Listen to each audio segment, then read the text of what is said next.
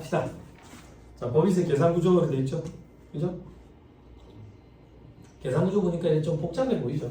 그죠? 계산구조 조금 이따 살펴볼 건데 지금 요것만 조금 볼게요.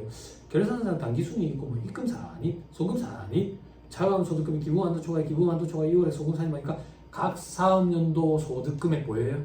체크 딱 하시고 이 소득에 대해서 세금을 떼는 게 각 사업연도 소득에 대한 법인세예요. 동우야, 각 사업연도에 소득금액에 대해서 세금을 때린다. 그래서 각 사업연도 소득에 대한 법인세야. 그런데 이걸 우리가 타이핑 칠 때는 띄어쓰기 이런 거 안 해. 그래서 세법 규정과 관련돼 가지고 한글 파일에다가 엎으면 계속 빨간 줄이 있어.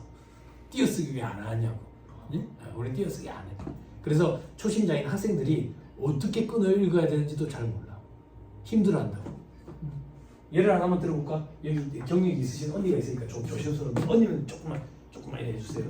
자, 이제 작은 언니랑 한번 해봐. 이거 읽어봐. 이거 해줬냐? 해줬어? 동우 이거 읽어봐. 어? 금지금 어떻게 읽어야 돼? 빨리 읽어봐.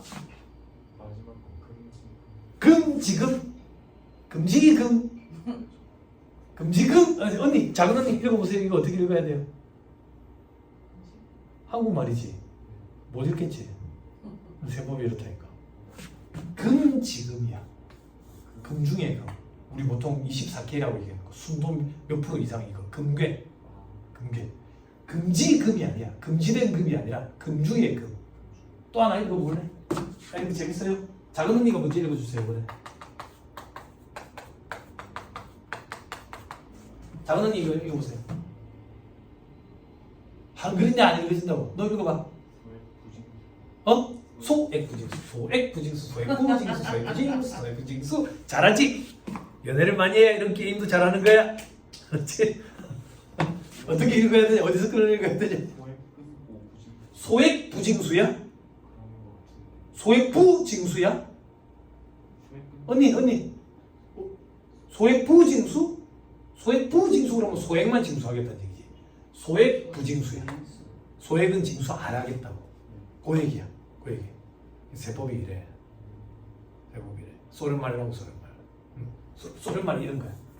글인지 그림인지 모르겠다. 그게 소련말. 책 읽어주는 남자. 책 읽어주는 남자. 공부는 스스로 하는 거야. 스스로. 그래서 이 학원의 장점이 강의 시간이 짧으면 여러분들 공부 시간이 확보되니까. 그게 확보돼야 합격하는 거야.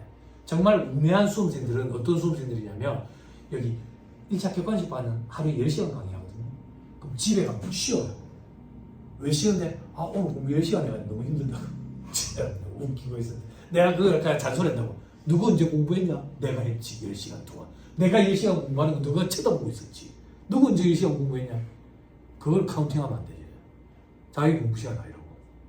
그 자기 공부 시간을 확보를 해야 돼. 그래야지 합격하는 거야. 아니 그런 애들 많아요. 일단 오늘 10시간 공부했으니까 내일 해야지 이렇게. 복습은 그날 배운 걸 그날 하는 게 가장 효과적이에요.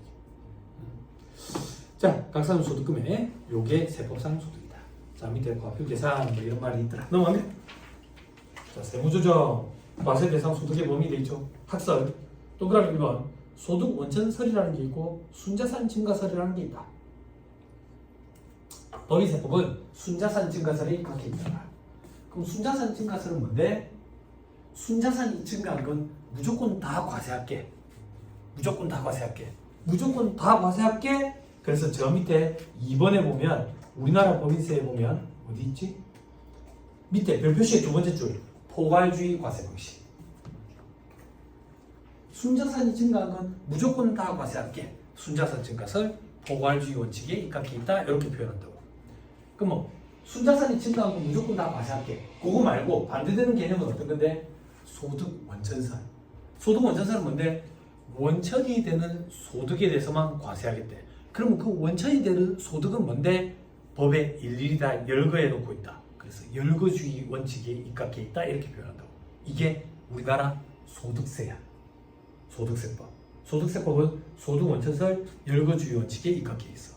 법인세법은 순자산 증가설 포괄주의 원칙에 입각해 있다고. 다시 순자산 증가설, 순자산이 증가한 것에 대해서는 무조건 다 과세할게. 그래서 포괄주의 원칙에 입각해 있다. 물론 예외적으로 과세하지 않는 것들도 있어. 그런 것들은 입금 불산입 항목으로 규정되어 있는 것들이야. 예외적으로 규정된 것들이 있어. 자, 다음 세무조정하면 되겠죠. 그죠? 지금 한번 보세요. 이제 제 설명을 좀 들으시면 돼요. 끄먹은 죽고, 그죠? 틀문은 덮고. 7번. 자, 회계. 수익과 비용. 손익계산서 올리면 돼. 손익계산서 수익과 비용은 구성이 되지. 그지? 손익계산서 제일 처음에 이런 거 하면 좋아한다고 수강생들 처음에. 손익계산서 어떻게 생겼어요? 이러면 엄청 좋아해. 아는 거 물어보니까. 근데 안타깝게 이런 시험에 나오지도 않아. 여상 시험에 나오는 거야. 여상. 제일 처음에 뭐 나와? 매출액. 이 수익이라고. 국제 기준은 매출액이라는 표현 없어. 레버뉴라고. 수익이야, 수익. 두 번째 뭐야? 매출원가, 원가, 비용이라고. 그 다음 판관비, 비용이라고. 영업의 수익, 수익이라고. 영업의 비용, 비용이라고. 그러니까 수익과 비용으로 구성이 돼. 회계는. 됐죠? 그럼 수익에서 비용을 차감하면 손익이 나오지. 손익이 나오는데 이익을 돕기 위해서 한 방향으로 합시다. 플러스로 합시다. 이익이 났네. 이익. 근데 우리 지금 세법을 하니까 소득이라는 표현을 좀 써보자. 그럼 이 소득은 회계상 소득이야.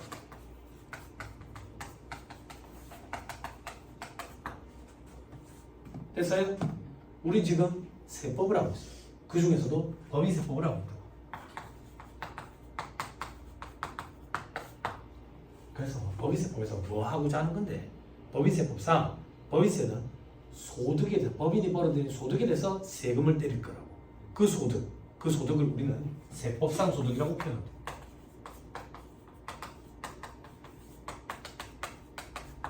그러면 법인세법상 세법상 소득은 어떻게 계산을 하는데, 입금이라는 거에서 송금이라는 걸 차감해서 세법상 소득이라는 걸 계산을 해. 이게 소득세법으로 가면 총수익금액, 필요경비 이렇게 되는 거야. 됐어요? 그럼 다시 법인세법상 입금은 회계의 수익에 대응되는 개념, 법인세법상 송금은 회계의 비용에 대응되는 개념. 이렇게 생각하면 편하다. 됩니까? 되나요? 됐죠? 그러면 우리는 결국 법인세를 계산하기 위해서 입금이 얼마인지, 송금이 얼마인지를 집계해서 세법상 소득을 뽑아내는 게 법인세를 계산하기 위한 기초 해야 될 작업이 될 거라고. 그런데 우리는 이미 결산 과정을 거치고 회계 감사 과정을 거쳐서 회계상 소득이 세팅이 돼 있는 상태야. 수익과 입금이 거의 유사한데 차이점이 좀 있대. 비용과 송금이 거의 유사한데 차이점이 좀 있대.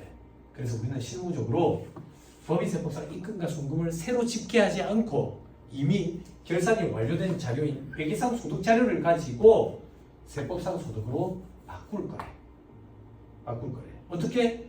수익과 입금, 비용과 송금의 차이점을 조정을 해줘서, 그럼 결국 회계상 소득이 세법상 소득으로 바뀌겠지. 이 차이를 조정하는 걸 세무조정이라고 해. 영어를 잘못해 어드저스트먼트 이래가지고 앞으로 이래 있을 거야. 됐어요? 됐죠? 그러면 차이는 네 가지가 있을 거예요. 회사가 계산한 수익과 세법상 입금. 이런 경우가 있을 거고, 이런 경우가 있을 거고. 그치?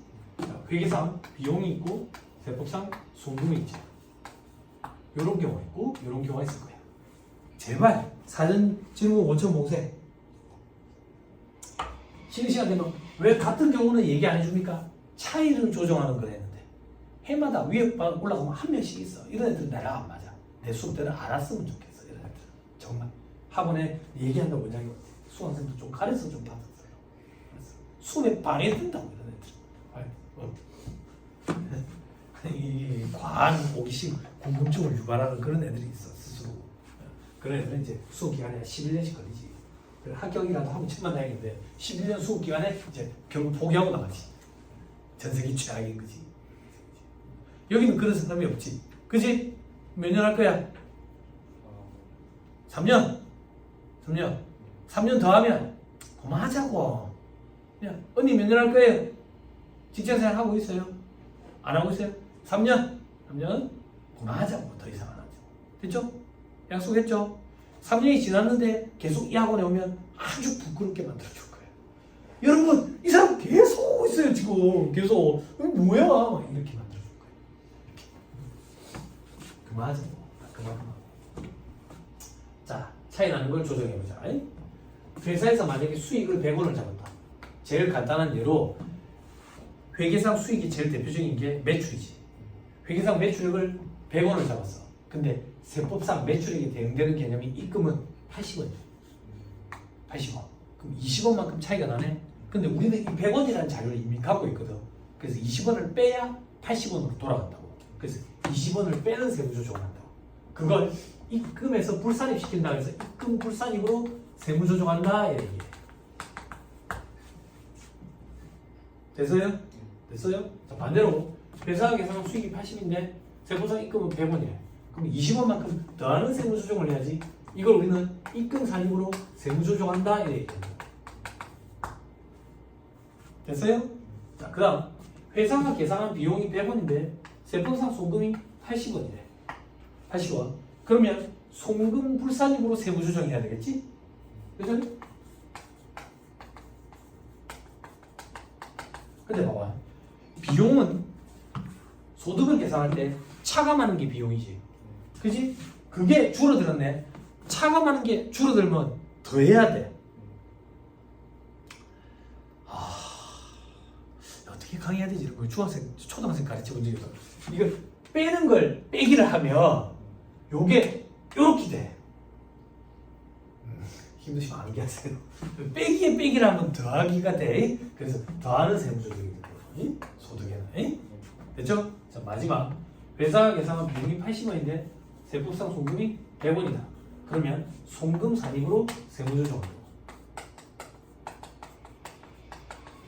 됐나요? 됐죠? 더하는 세무조정 2개, 빼는 세무조정 2개. 이 두 가지를 하면 회계상 소득에서 세법상 소득으로 돌아간다. 우리 방금 잠깐 살펴봤던 법인세 계산구조 다시 한번 보고 저만 쓸게요. 법인세 계산구조가 이렇게 생겼다고요. 결산상 당기순이 법인세 계산구조 앞에 페이지에서 봤던 거. 거기에서 입금산입, 송금산입. 그리고 송금산입, 입금산입. 하고 나면 뭐가 나온다고 돼 있냐, 동우야? 차감하면 소득금액. 기부금 한도 초과해. 기부금 한도 초과 2월에 송금산입이 있는데 기부금과 관련된 세무조정이 좀 어려워. 조합방 가서 자기 예사하거든. 그래서 일단 거기는 없다라고 생각을 해. 거기 없으면 그 다음 뭐가 나오니? 각사함도 소득금액이 나온다.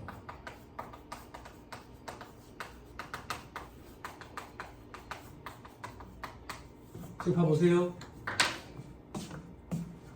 자, 우리는 더하는 세무조정 2개, 빼는 세무조정 2개를 거쳐서 결국 회계상 소득에서 세법상 소득으로 돌리는 작업을 한다고. 왜? 입금과 송금을 자체시켜야 하는 게 아니라 회계 자료를 100% 활용하니까.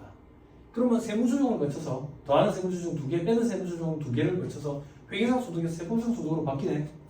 더하는 세무조정 2개, 빼는 세무조정 2개를 거친다네. 그럼 얘가 회계상 소득이라는 얘기고 얘가 세법상 소득이라는 얘기야.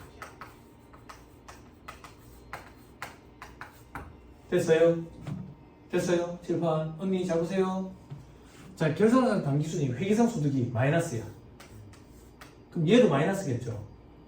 뭐를 이렇게 더하고 빼고 하는 게 있는데. 자, 얘가 플러스야. 그럼 얘도 플러스겠죠? 뭐를 이렇게 관계없다니까. 관계없어. 응? 회계사들이 하는 일이 여기까지. 세무사들이 하는 일이 여기서부터. 응? 그러니까 회계 검사가 끝나고 나면 이걸 가지고 이걸로 돌리는 거지. 근데 자꾸 회계 검사 중인데 끝도 안 났는데 이걸 계속해달라 하지. 그지? 좀 기다리세요. 회계 검사가 끝나야 그 자료를 가지고 할 거 아니에요. 그러면 나랑 계약이지. 회계 검사가 끝나지도 않았는데 그 자료만 가지고 세금을 계산해서 뽑아줘야 된다고. 그럼 나중에 틀어지면요, 실력이 없는 거지. 실력이 없는 거지. 그런 게 실력이라고. 그래야지 먹고 살 수 있는 거죠. 됐죠? 요게 세법상 소득이야. 즉 각산도 소득. 요거에 대해서 세금 떼내는 게 각산도 소득에 대한 법인세라고. 그럼 반대로 다시 얘가 마이너스인 걸 우리는 세법상 결손금이라고 해.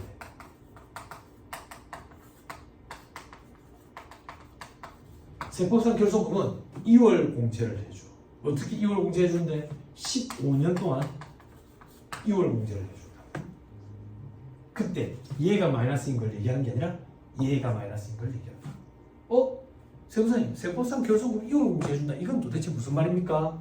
자, 봐봐. 법인세를 계산하는데 가장 합리적인 방법은 법인 설립 등기. 법인 설립 등기가 법인이 제일 처음 생긴 날이다 이렇게 생각하면 돼. 법인이 제일 처음 생긴 날로부터 자녀재산가액 확정해.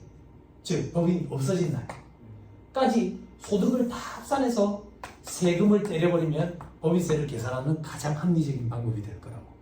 근데 우리는 이렇게 하지 않아. 왜 이렇게 하지 않는데?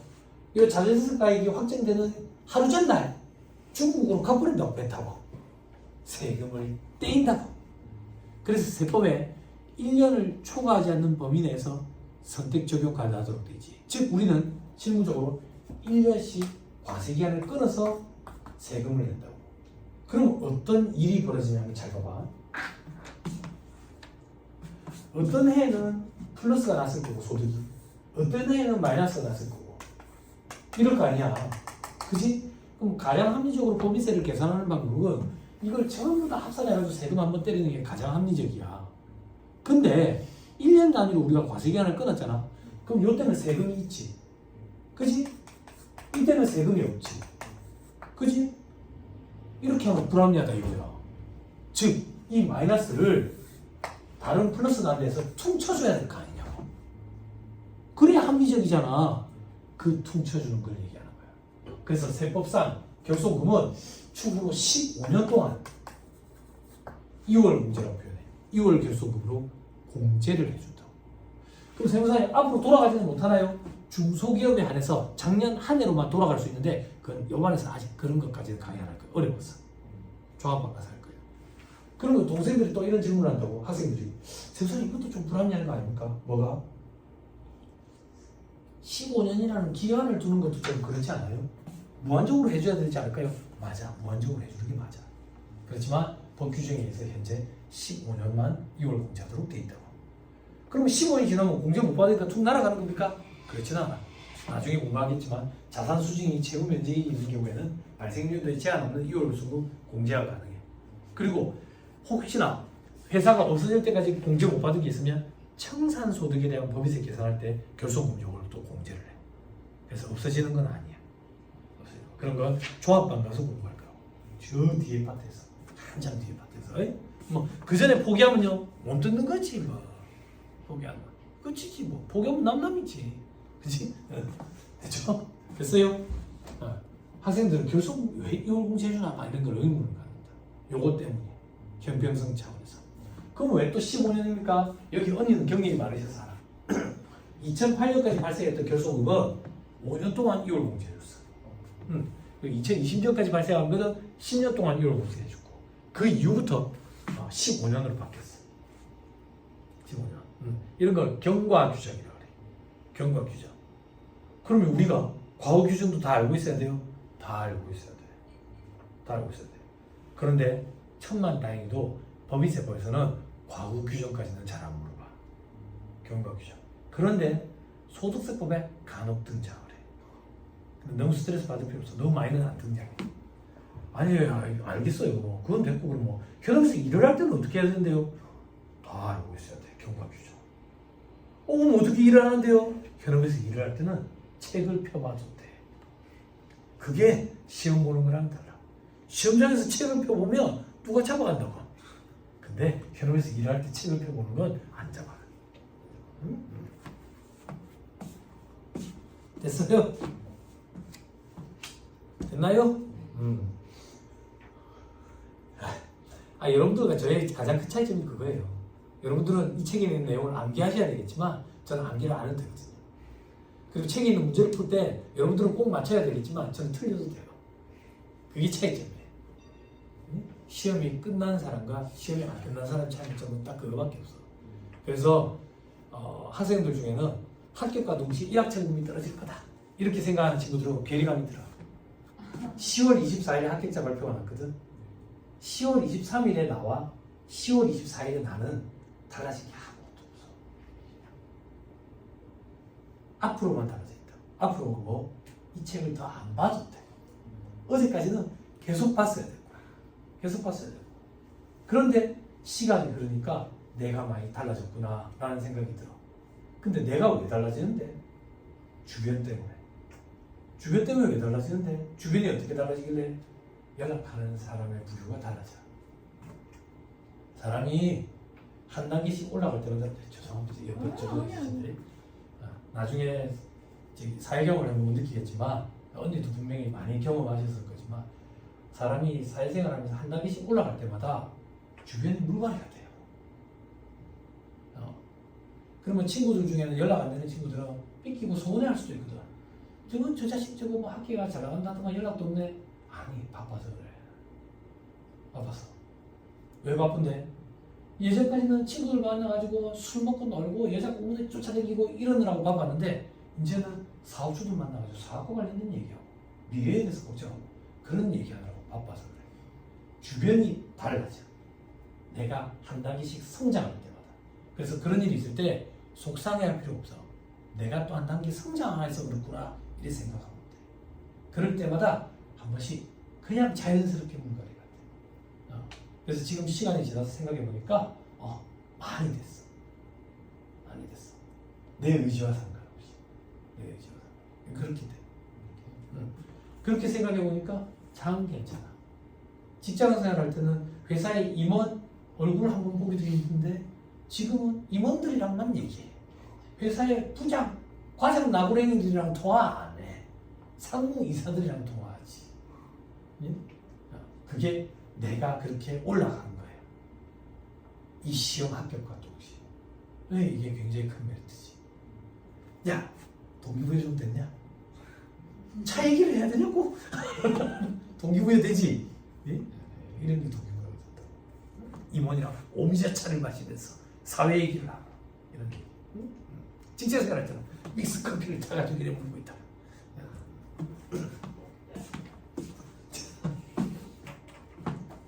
요즘에는 그런 걸 좀 즐긴다.